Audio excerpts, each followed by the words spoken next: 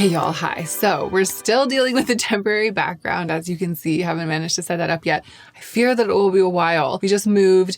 Every room is like this. I don't know. It's like the kitchen has to come first, you know? I feel like once we can cook and eat comfortably, then we can move out in ever widening circles from that crucial point. But for the time being, this is fine. I'm still on my kick of filming, I don't know, like fun makeup videos to get through this chaotic time. Today, I'm going to be talking about makeup that I hate. I mean, I feel like when a makeup product is bad, meaning like it doesn't work for me, is not going to work for me, is not something that I want. Sometimes it's like you have messed it up. You didn't test it enough. You thought it was doing X, but it's doing Y, or you thought it was doing X, but it's not doing anything. I test a lot of makeup and I not infrequently come across products that I'm like, this should not have left the lab. You know, they could have workshopped this a little more. And then there's this whole category of makeup where it's like, I know you did it like this on purpose. I guess some people probably like it, or maybe the brand has a reason for doing it like this. This is exactly what they were going for, and I think it's terrible. And that's what we're going to be talking about today. I think that there is something to be gained from kind of parsing this, and there's something to be gained from saying out loud, X is not for me, because it makes it easier to just pass on things. If you're new here, I hope you enjoy your time. I make videos about aesthetics and consumerism, sometimes just straight up beauty content, and that's what we're doing today. Let's get into the meat of the video. And my name is Hannah. Forgot to say it in the intro. My name is Hannah, and all the stuff I said. Hannah. My name is Hannah. Okay, the first thing that I always find incredibly disappointing is when the product is basically just Vaseline mixed with pigment, and it isn't meant to dry down or set in any way. It's just a texture that is like an oily, like a jelly grease Vaseline. It doesn't necessarily need to be petroleum jelly, but it's something that has those properties. Lightly pigmented, maybe has a little shine in it or something, and you're just transferring that exact substance in a thin layer onto your face. And of course it's shiny. Of course it looks beautiful and dewy wet, because it is wet grease. And then it's just wet grease sitting on your face. Your hair sticks to it. It sticks to your phone. Also, with that kind of thing, if you touch your face, it dulls it. You know what I mean? Like, it looks really beautiful and glossy. I am not unaware that I'm looking very glossy today, but this is a different thing. This is that Ilia highlight stick, and it's dry. I mean, it's, you know, it's got a little bit of tackiness to it, but it's like the product itself has set, and it isn't that grease. It isn't that like jelly grease that is only shiny because it is a layer of wet glaze that has to retain its wetness in order to retain its shine. Like this product, where I've built it up quite a lot, it's a little tacky. And this is a good distinction, because I'm not saying that for me to like shiny cheek product, it has to dry down to be bulletproof, where you could like scrape your finger across and it would stay. There are a whole bunch of products like this one that I'm wearing today that don't exactly become as set as a liquid eyeshadow that I'm fine with. I can work with it. The thing that disappoints me, where I'm always just like, it's utterly a pass, and I also feel like it was maybe a little bit lazy, is when no matter what the formula is, no matter what it's actually made out of, practically in use, it might as well just be Vaseline mixed with a little bit of pigment. It just doesn't do anything for me, for anyone. I feel like it just sits on top of the skin, probably looks really good right when you apply it, and then immediately gets messed up and is a pain in the butt for the rest of the day. And there are a lot of products like this in every form. It comes in a stick. This Vaseline mixed with pigment comes in a stick from some brands. It comes in a pot from some brands. I just feel like it's the bare minimum. It is the bare minimum. And to me, it doesn't count as makeup. There, I said it. All right, next up, and this will come as no surprise, I'm gonna try not to rant, because it's very simple and it's scientific. I'll explain it to you. pH adjusting lip products. I've done my research. I've figured out what they are, why they work the way that they work. Can I feel fully and with confidence dismantle the argument for them? And at the same time, I think I do understand why brands make them. So here is how they work. There's a dye in the product that is very low in color when it's low in pH. And when it comes into contact with something that is higher pH, it intensifies the color in the dye.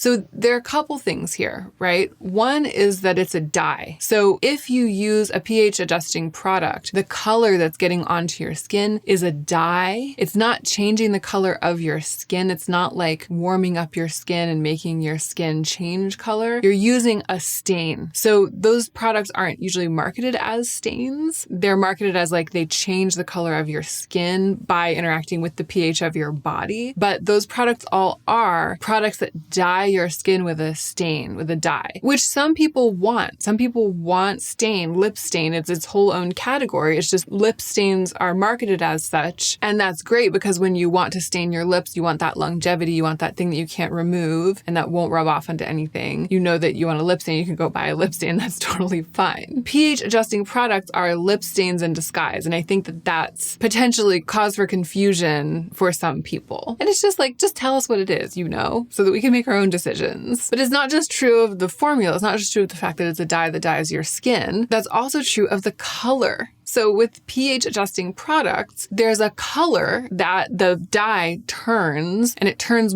darker that color, the I think higher or lower, probably higher, the pH that it interacts with. But I don't know.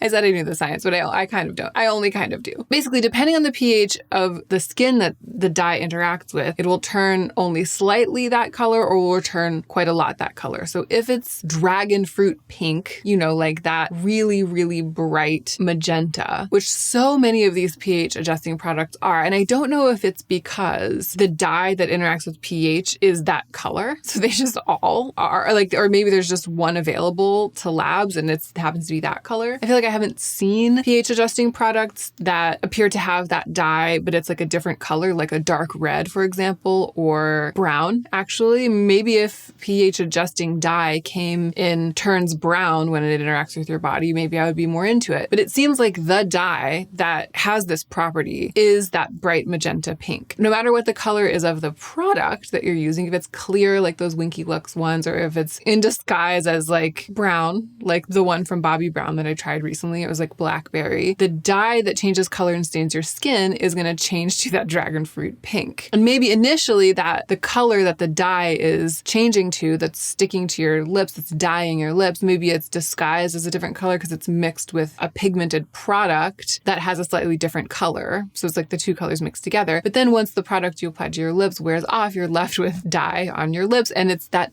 bright pink. It might be a really dark, rich version of that magenta pink if I guess you have really high pH and it changes as much as it can. Or it might be a lighter version of that pink if, I think most people, their bodies change it to sort of somewhere in the middle. But either way, it's going to be magenta pink. It's going to be pink. And not everybody wants pink lipstick. Not everyone wants to dye their lips that bright pink. The products aren't marketed as being that color. In fact, they're often marketed as being a different color, or there will be a shade range. It'll be everything from clear, like colorless, all the way to deep brown or deep blackberry. But every single one of the colors in the shade range will have the same pink adjusting dye in it. So practically you're dyeing your lips this same color no matter which color you choose. That's also very misleading. It's like, just tell us what it is. Just tell us what color it's going to be. You can say, it could be a light version, it could be a dark version of this color, but market it as the color that the dye changes to.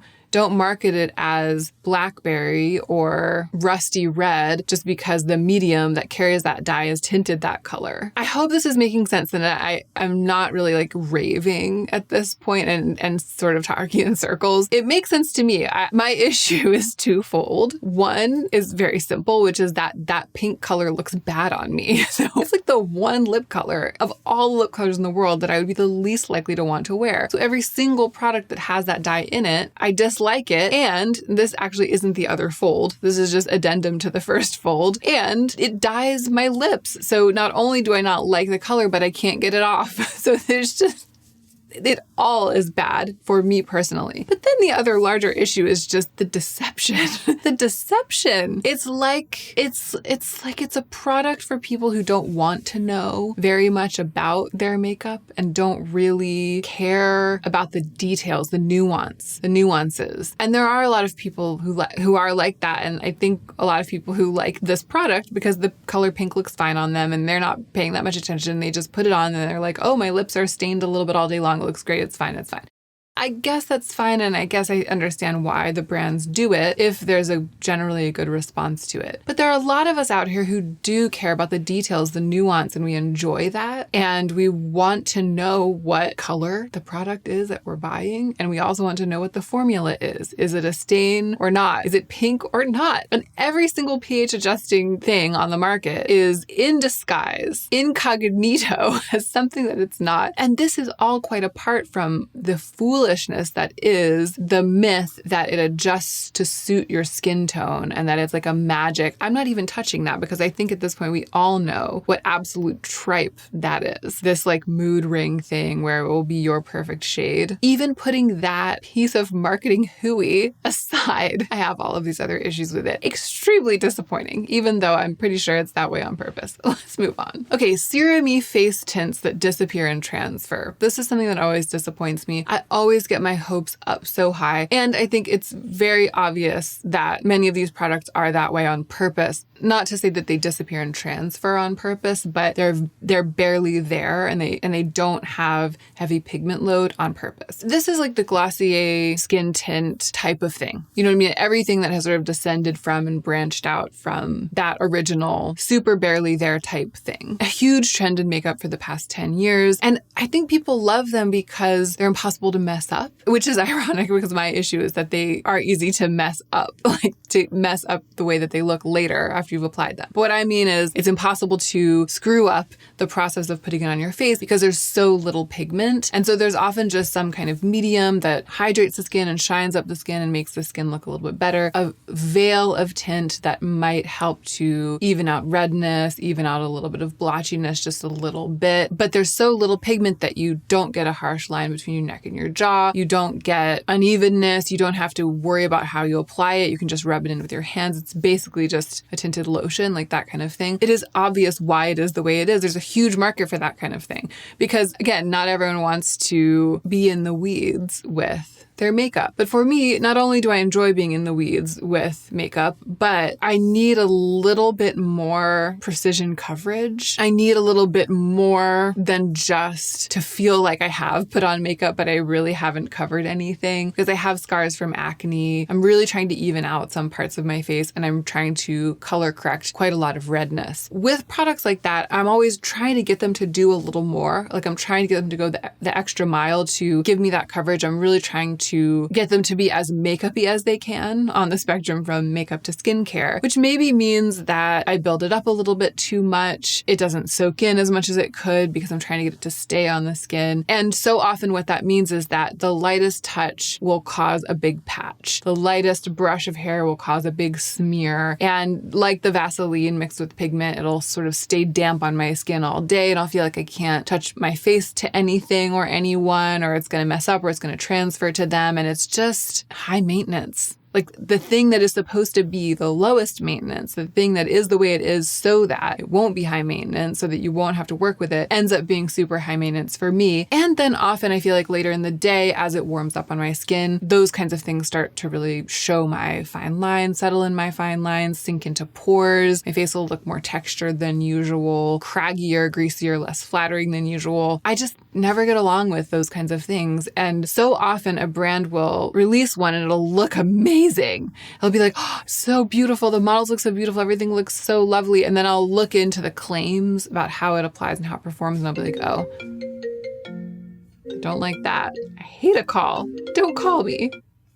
So I've been through the ringer with these serumy face tints that disappear and transfer over and over and over again. And all of you who have been watching for a long time, watched a lot of those videos, you've heard me say this before. What I've learned is that I think I'm actually looking for high pigment so that it can manipulate it to give me the coverage that I want in certain parts of my face. And then I have the option to shear it out if I want less coverage. So I get along better with very high pigment but skin-like concealers like the one from Rose Inc., which is what I used today for the first time in a while and was reminded of how beautiful it is. But I also like to get in there with a little brush, like a pointillist painter, and like choose the level of pigment and coverage for every single square inch of my face and do a lot of blending and brushing and thinning out. And, I like to tinker. It's a pleasure for me. But for a lot of people, it's a torture. So I totally get why these serumy face tints that disappear and transfer are all the rage. They just, they disappoint me every time. And I would love to see something like that, thin and super skin-like and sort of more watery in application. Something like that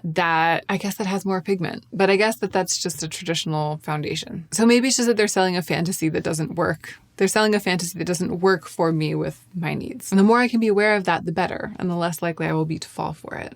Okay, this one, I'm going to do my best to describe it to you, and hopefully you'll know what I'm talking about. Lip balms that feel like liquid plastic. It's this no, not balms, but I wrote balms, but what I meant is glosses, actually. There's this whole family of lip glosses, a lip gloss formula that I feel like is popping up across brands from the high end to the low end. I think the one that I remember encountering first was the Maybelline Lifter Gloss. Do you remember that? I just feel like it's this lip gloss formula that's very thick. It usually paints on with a wand, like a doe foot wand. It puts a very thick layer and it's totally non-sticky. And I think that that's why it's done so well and why brands have continued to attach to whatever the ingredient is or whatever the ingredients are that cause something to have this formula that feels like a thick layer of liquid plastic. So it'll be like quite thick, very shiny in this sort of jelly-like way, and often have a lot of sparkles suspended in it. And then when you press your lips together, it's totally non-sticky. Like it's this thick jelly-like layer that almost like repels itself between your two lips. You know what I'm talking about? Like a totally non-sticky, like a dry jelly kind of is how it ends up being. But I can't stress this enough. Like thick, like it'll be like a thick layer of cake icing, but won't stick to itself. Almost like it has sealed over with some non-stick, like with Teflon. That's what it feels like. It feels like Teflon, a thick layer of Teflon jelly. And now we're starting to kind of wade into why I don't like it. There are two reasons. The reason, twofold. We're back to having two folds. The reason that I don't like it is twofold. One is actually practical because it doesn't stick to itself. It's non-sticky like that, but it also doesn't stick to your lips. So I feel like when I apply it, the very definition of something that sits on the skin. And that means that it doesn't sink into the skin, so it doesn't really attach to the skin. So it doesn't, in spite of it going on as this like really thick layer, it doesn't feel like it has longevity because it's not like marrying with the skin of the lips. It's just like sitting on top and anything will make it rub away. But also it doesn't have any nourishing properties. It doesn't feel good for the skin. And even though the ingredients list will sometimes say like, oh, it has jojoba oil in it, or it has something, vitamin E or something, it's like, even if it's in it, it's not going into the lips because whatever's in it that causes it not to stick to itself is also causing it not to stick to the skin, not to have anything to do with the skin. It's just like sitting on top. I have this feeling when I'm putting it on, like, and now we're getting into the second fold. The second fold is just like, I just don't like it. It's just, it feels, it's interesting. I think that skincare and makeup have started to intertwine so much over the past couple of years. And also the older I get, the more I care about what I'm putting on my face in terms of like which chemicals I'm making contact with, but also just any opportunity to take care of my skin, any opportunity to put something nourishing on it. And as long as I'm putting something on, I want it to also be good for my skin. I've started to have this mentality of like, everything should be doing something other than just looking shiny. And I think that that's a lot of things are. Like a lot of makeup, it feels like almost all makeup these days is also skin caring in some way. And so maybe I've just gotten a little bit spoiled, or I've gotten so that I have, even 5 years ago, no one would have had this complaint. But the complaint that I have about this Teflon jelly is it's like, it's not nourishing my lips at all. It's just sitting on top of them. That is a practical issue for the makeup, the wear of the makeup, but it also makes it feel low end to me. Like it just makes it feel incomplete. And like, why would I choose that when there are so many glosses and balms on the market that provide a beautiful finish, but they also actually do make my lips feel better and hydrate them. So I hope that you know what I'm talking about. This one formula that I see everywhere. And for some reason right now, the Maybelline Lifter Gloss is like the only good example that I can come come up with. But I feel like every other lip gloss or balm that I've tried for the past few years has been this Teflon jelly. And finally, and this one I really won't try to rant because it's as simple as it could possibly be, and you already know.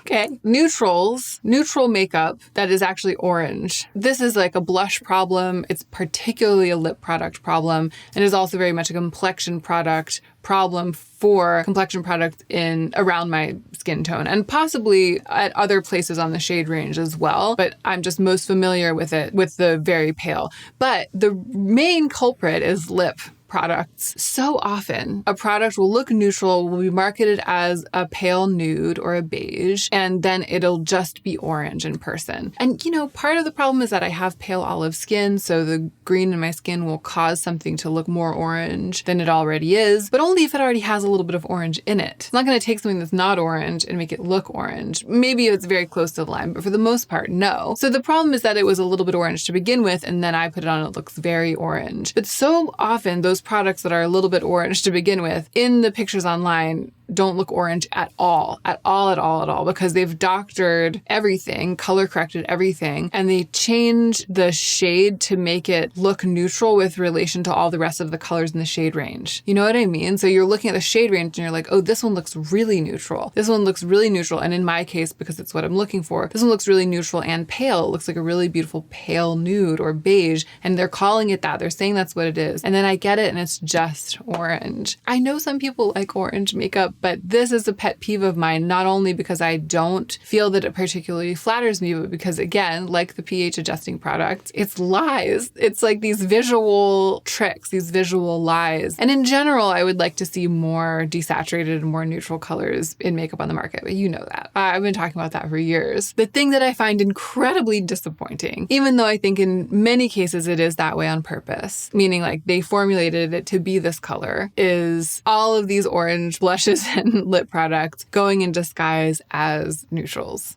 And that is it. I think that it's good practices in many ways to be able to say when something disappoints you, well, let me first think of why it might be like this and consider whether or not somebody else had a good reason to make it like this. It just helps a person stay balanced, And I do think that makeup companies in general have their own good reasons for making products that are essentially tinted Vaseline, for making pH adjusting lip products. Makeup companies definitely have a good reason for formulating these serumy face tints that disappear and transfer. I think there are probably people out there who love the jelly Teflon lip glosses. Probably a lot of you are like, that's my favorite formula. What are you talking about? And ditto the orange lip products. So, it's not personal. I don't take it personally. I don't blame anybody. But since I know that these things are not for me, then when I see them marketed, even if they look tempting, I can say, no, thank you. And when I'm reviewing something and immediately I'm like, oh no, I now have the context and I can be like, well, this is the Teflon jelly and that's why I don't like it. So I hope you enjoyed being here as I talk through these things. And you know what I want you to put in the comments. You must have one, right? I feel like everybody has a thing, a kind of makeup they find incredibly disappointing, even though it's like that on purpose. If you have one that I didn't mention, let us know what it is. And don't forget to take extra good care of yourself so that you can be the most effective version of yourself as you do your work in the world.